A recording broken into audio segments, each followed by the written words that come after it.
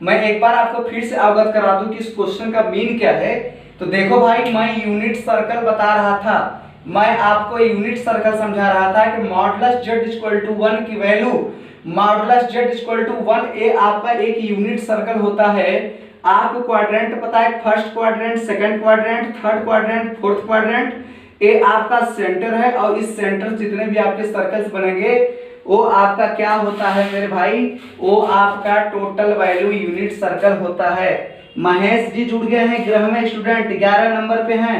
Sir circle of radius and centre की value क्या होगी, रो बता दीजिए total value.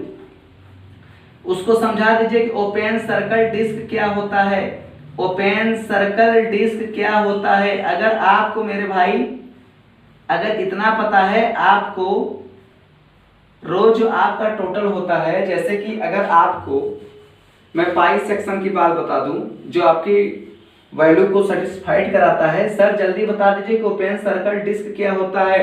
Open circle disc, open circle disc. देखो बहुत जबरदस्त क्वेश्चन आपने पूछा है, मैं आपकी प्रशंसा करता हूं कि इस क्वेश्चन को पूछने के लिए आपने कितनी पापड़ बेले और आप कई सारे टीचर को भी चेंज किए, लेकिन आपको मैं गारंटी दिलाता हूं जेआरएफ मैथमेटिक्स वालों के लिए, जेआरएफ मैथ वालों के लिए मैं गारंटी दिलाता हूं आप लोग मेरे वीडियो को जरूर देखें। अगर नहीं देखते हैं तो आपकी कमियां हैं, ठीक है।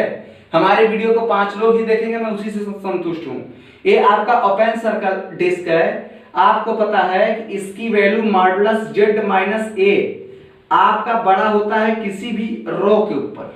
अब ये रो चाहे सिग्मा बना चाहे पाई में कोई वैल्यू फंक्शन नहीं होता है, ये हमेशा आपका छोटा होता है मॉडुलस किसी पार्टिकुलर नंबर से, जिसे हम ओपन सर्कल डिस्क के नाम से जानते हैं।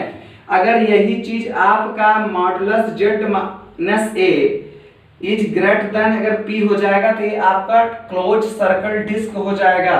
ये आपका क्लोज सर्कल डिस्क हो जाएगा। क्लोज सर्कल डिस्क इसलिए हो जाएगा मेरे भाई क्योंकि जो मॉडुलस की वैल्यू होगी ऑलवेज क्या होगी, बड़ी होगी। और जब वो चीज अगर आपकी बड़ी होगी तो ये वैल्यू आपकी कहां सेम रहेगा कि ये आपका क्लोज सर्कल डिस्क बना लेगा।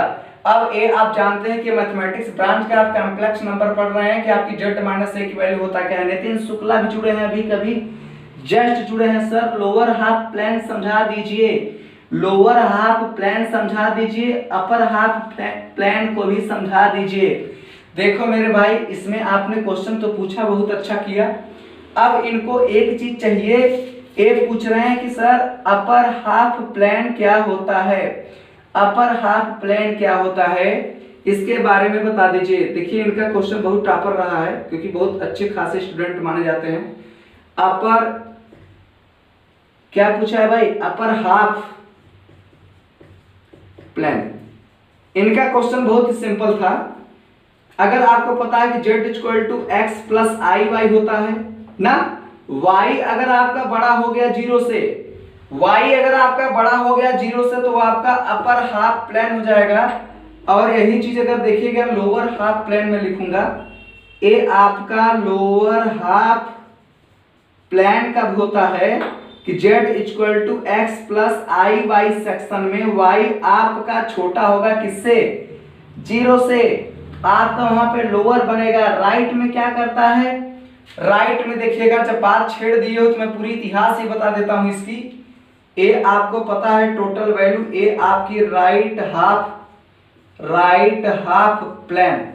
इसमें क्या होता है z equal to x plus i y में मेरे भाई x बड़ा होता है 0 से, x बड़ा होता है किससे, 0 से। जेआरएफ मैथमेटिक्स देखिएगा, और z equal to x minus i y plus i y, x अगर छोटा होगा 0 से, ये आपका लेफ्ट हाफ प्लेन हो जाएगा। तो आपको मैं इतिहास गवाह बताता हूं कि ये क्वेश्चन आपको कैसे कंप्लीट करना है। बॉक्स में पैक करिए या तो स्क्रीनशॉट करिए या तो कुछ भी करिए, मेरे मैथ को आप लोग समझिए कि मैं मैथ्स की क्या बताना चाहता हूं। ये सबसे बड़ी बात है कि आप इसको कैसे कंप्लीट कर पाओगे, किस क्वेश्चन को कैसे करना है। अब क्वेश्चन में सबसे बड़ी बात है कि आप समझ सकते हैं कि क्वेश्चन को कैसे कंप्लीट करना है। डेट भी डाल दे रहा हूं। तो ये आपकी टोटल मैथमेटिक्स है ना भाई। सर आप आगे बताइए कि आपका कैसे कैसे कंप्लीट होगा, आप इसे समझा दीजिए। और आपका neighbourhood of A point A क्या होता है? देखो भाई नेबरहुड क्या होता है, पड़ोसी वाली बात कर दी है इन्होंने, पड़ोसी वाली बात कर डाली हमारे कुछ स्टूडेंटों ने कि सर नेबरहुड सेक्शन बता दीजिए कि नेबरहुड ऑफ ए पॉइंट होता क्या है, इसको ए से डिनोट्स करते हैं। मेरे भाई देखिए आपने नेबरहुड पूछ लिया, मैं आपको नेबरहुड बता रहा हूं, नेबरहुड पॉइंट जिसको ए से डिनोट्स कराते हैं, आपको पता है जेड माइनस ए मॉडुलस में था इक्वल टू आपका अगर रो। इस क्वेश्चन में आप ये देखेंगे कि जो आपका ए है यह डिनोट्स कराता है कि इसकी वैल्यू आपके सामने क्या सेक्शन में सेट करता है कि यह किस सेक्शन पे हमेशा आपका कनेक्टेड और कंप्लीमेंट होता है। तो भाई देखो ये समझदार पर्सन हो, नेबरहुड का मतलब होता है पड़ोसी, पड़ोसी जो होता है सुख दुख में साथ देता है जरूर, लेकिन अगर उसका दिमाग खिसक गया तो झगड़ा भी कर लेता है। तो मैं झगड़े की गारंटी तो मैं नहीं ले सकता, लेकिन मैं इसकी गारंटी तो ले ही सकता हूं। तो नेबरहुड आप पॉइंट आप ए में z minus a equal to p, जो कि बहुत जबरदस्त तरीकों से आपको मिलेगा। आगे सतीश शुक्ला, सर ये तो सिंपल है लेकिन आप थोड़ा सा पाथ कर्व समझा दीजिए कि पाथ कर्व होता क्या है। बहुत अच्छे भाई, आपने पाथ कर्व पूछ लिया। अभी हिमांशु त्रिवेदी राजस्थान से, सर मैं आपका नया स्टूडेंट हूं और मैं आपसे 2 दिन हो गया जुड़ते हुए। अच्छी बात है भाई, जुड़ जाओ। अब देखिए c इक्वल टू क्या है, जेड ऑफ टी और x ऑफ टी है प्लस i बाई टी, यानी टोटल वैल्यू पाथ मिस होता है रास्ता, कर्व मिस होता है वक्र का। एक किस तरीके का रास्ता आपके सामने मिलता है? सर कंटूर का मतलब क्या होता है जिसे c से डिनोट्स किया जाता है? अरे यार c को तो कंटूर तो बोलते ही करते हैं, ठीक है। अब इसके बाद सर कॉची थ्योरम में इंटीग्रल फार्मूला समझा दीजिए, कॉम्प्लेक्स लाइन इंटीग्रल। ओहो, ऐसे स्टूडेंटों को मैं क्या बताऊं, बहुत समझाता हूं तब जाके लोग क्या करते हैं, समझते हैं कैसे कंप्लीट करना है। कॉम्प्लेक्स लाइन इंटीग्रल, चलो भाई वही बता देता हूं, कॉम्प्लेक्स लाइन इंटीग्रल यही है, कॉम्प्लेक्स लाइन इंटीग्रल है। कॉम्प्लेक्स लाइन इंटीग्रल सर इसको बता दीजिए कि f of z taken over the xt yt। अभी आपने पढ़ा देखिए zt xt i yt, इस पे पढ़ा। तो कॉम्प्लेक्स लाइन में भाई अगर आपको पता है कि z equal to x plus i y होता है, हाँ, तो t की वैल्यू क्या रख जाए कि जो सबको मैच कर जाए, तो t के स्थान पर, t प्लेसमेंट के स्थान पर आप 1 रखिए, तो आप 1 कर दिए तो ये पुट ऑफ वैल्यू हो गया। जब आप इसमें 1 रखेंगे तो मेरे भाई z into 1 equal to x into 1 plus i y into 1, ठीक है। तो z equal to x plus i y होता है, z equal to x plus i y होता है। आ गया समझ में? बहुत सारे बच्चे हंस भी रहे होंगे कि सर तो एकदम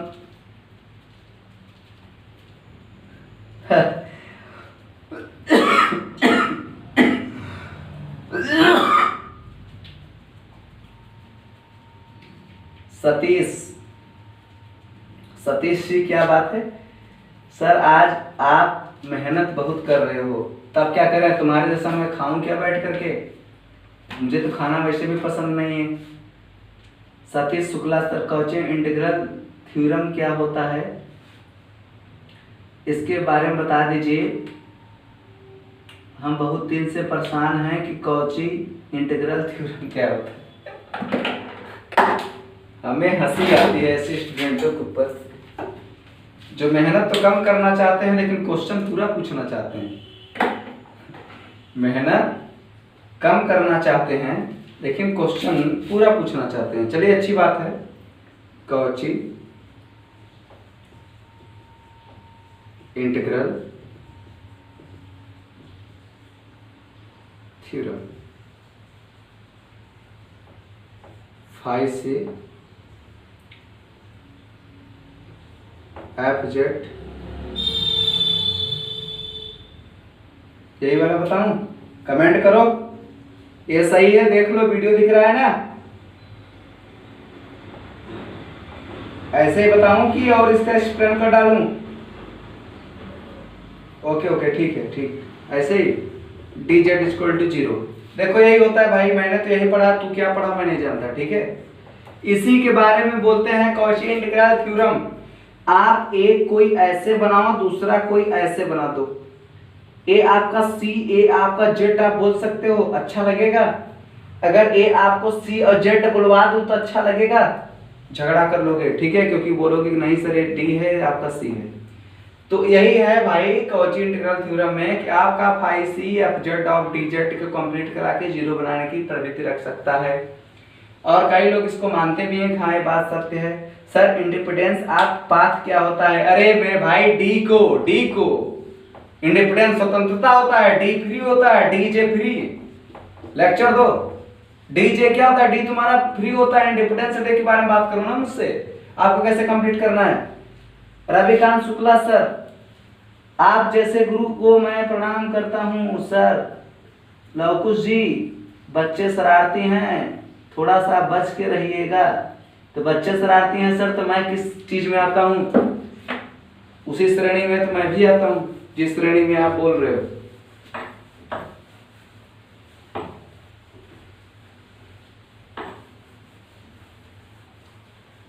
डिफॉर्मेशन ऑफ कंटूर क्या होता है? डिफॉर्मेशन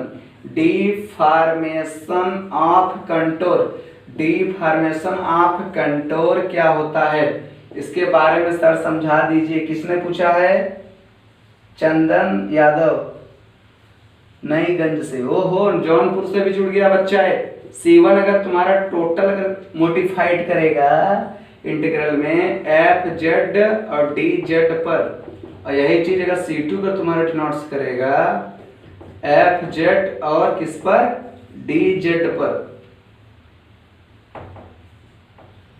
ठीक है। ये दो चीज आपको आपका डिफॉर्मेशन ऑफ कंटूर में आता है कि सी आपका C1 C2 को कंटूर कर रहा है। तो देखो भाई, इसमें सबसे बड़ी बात है प्रूव करने की जो आदत है डिफॉर्मेशन में मेरी, ओ ए बिलोंग करेगा टोटल C1, ए बिलोंग करेगा टोटल C2। अब मैं पागलपंथी तरीके से मैं आपको समझा रहा हूं, इससे यह कैंसिल, इससे यह कैंसिल, इससे यह कैंसिल, तो बचेगा क्या? C1 equal to C2।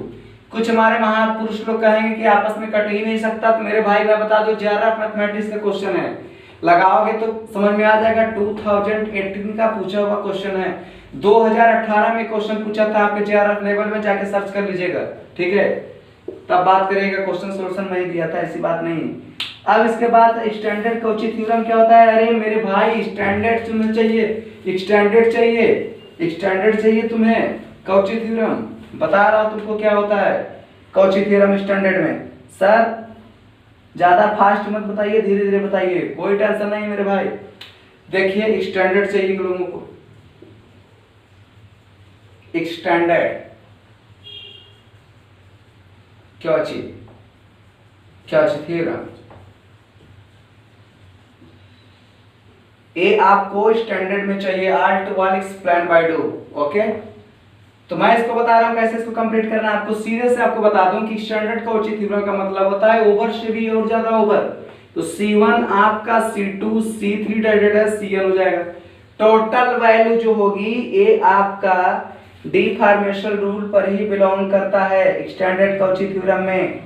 और यह जो C होता है कंटूर, जिसको बोलते हैं कंटूर, यह जो C कंटूर होता है टोटल वैल्यू मैग्नीफाइड करा के आगे तक कब तक बनाता है कि जब यह किसी इंटीग्रल से कंप्लीट करा करके, यह किसी इंटीग्रल से कंप्लीट करा करके अगर देखा जाए तो ये वैल्यू आपका k के इक्वल न हो जाए। सही बता रहे हैं सर, हम इस ऐसे ही किए थे, तब किस बात की डर है तुझे? बता। जब तुम्हें क्वेश्चन इस तरीके के अगर पता है बेटू, तो क्वेश्चन पूछने से पहले सोचो तो कि आपका अगर कांस्टेंट होगा तो आप बनाए हो तब कांस्टेंट है ना, पहले तो कांस्टेंट नहीं था। और ना तो तुम इसके बारे में कभी तो जानते थे कहाँ एक्सटेंडेड कर दोगे कोची आपका थ्योरम क्या बना लेगा, एक्सटेंडेड कर दोगे तो आपका C2 C3 क्या बना लेगा। तो ये सब सारे सेक्शन की वैल्यू आपके सामने मिलेंगे, ठीक है। तो आप इसको कोशिश करिए कि आपको कैसे कंप्लीट करना है। रविकांत शुक्ला सर, जियो मेरे शेर, thank you sir, thank you. Oriented में पॉजिटिवली एंड निगेटिवली ओरिएंटेड क्या होता है तुम जानते हो सर? जब आप पूछे हो तो मैं बता ही देता हूँ, बता दूं जैसा आप कहिए, बता दियो। अपनी भाषा बोल रहे हैं सर मिर्जापुरी, कोई दिक्कत नहीं है, मैं उस पर भी रेडी हूँ, ठीक है। As you like some persons add determinants of your mind, okay. Question क्या दिया था मेरे सर का? क्वेश्चन भी क्वेश्चन है positively and negatively extended form, extend forms. ये मेरे स्वयं गुरुदेव का क्वेश्चन है जो मैं बहुत सटीक ढंग से मैं उनके सामने पेश करना चाहता हूँ। ना तो इसमें मैं कोई कंप्लीटली इधर का उधर किया हूँ, बल्कि सेटिस्फाइडली इस क्वेश्चन को सॉल्व किया हूँ। तो मैं इस क्वेश्चन को रिलेटिवली बनाना चाहता हूँ कि आपकी वॉच है, इधर अगर घड़ी घूमेगी, अगर इधर से ऐसे चलेगी तो आपका नेगेटिवली होगा। ये आपका वॉच है, उधर से उल्टा आएगी ऐसे ऐसे तो आपका पॉजिटिवली होगा। This is A final, this is ये ओरिएंटेड होता है सर। आपने तो मेरा एग्जाम ही ले डाला, अच्छी बात है भाई। चलो ठीक है, पॉजिटिवली से negatively expanded by two you. Thank you, please subscribe my channel and share, okay, thanks.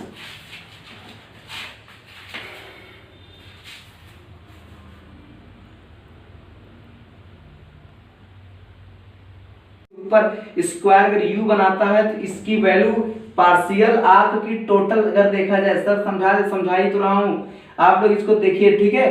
तो आपकी ये वैल्यू जो है यही आपका स्क्वायर हो जाएगा और डेल एक्स स्क्वायर हो जाएगा प्लस, अब इसके बाद u तो दिया है, अब ए भी तो वही हो जाएगा, लेकिन डेल वाई स्क्वायर हो जाएगा इक्वल टू 1 होता है। तो पूरी टॉपिक से अगर देखेंगे कि अगर ए आपकी टोटल वैल्यू अगर 1 होगा तो ए क्रिया काम करता है उसके ऊपर, तो आप सीधे सिंपल कर सकते हो कि opposite reaction for square u equal to del u square upon del x square.